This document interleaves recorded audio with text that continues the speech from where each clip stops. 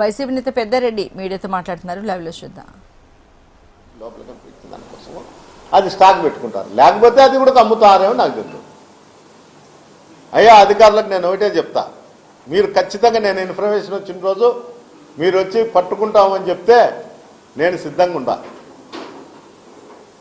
మీకు ఇన్ఫర్మేషన్ ఇచ్చేదానికోసం. మీ అధికారులకు తాడిపత్రుల నుండి అధికారులకు తెలిసే జరుగుతుంది,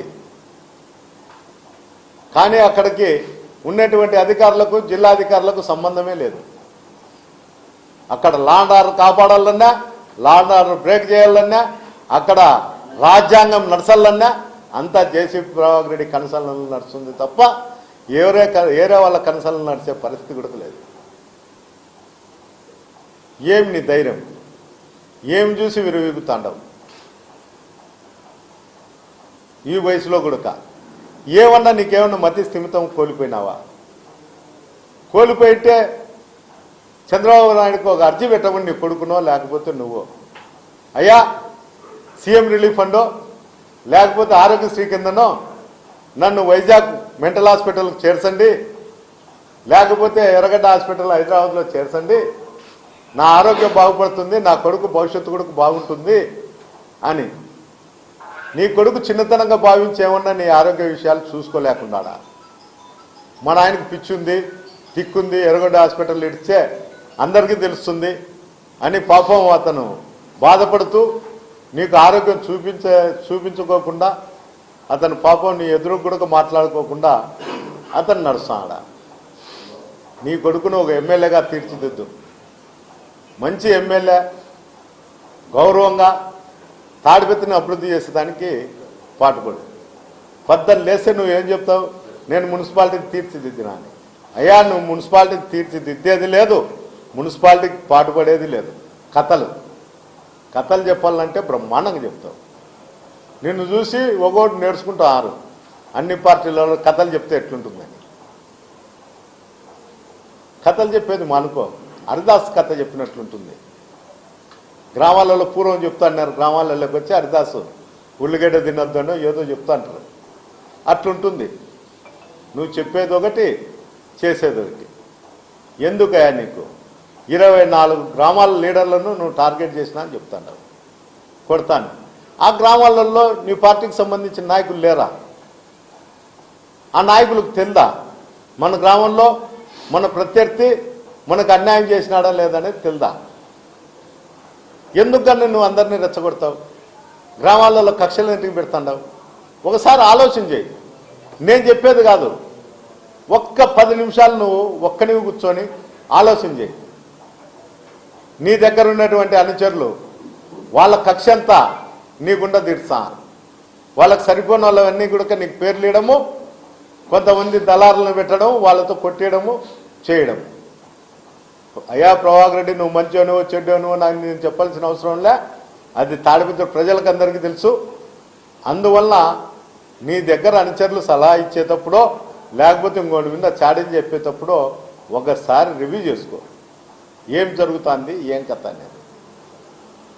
రివ్యూ చేసుకున్న తర్వాత నీ నిర్ణయాన్ని ప్రకటించు. నువ్వు అది చేయడంలే.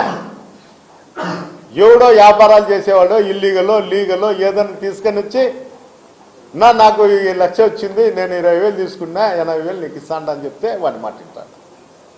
ఇది తప్పు.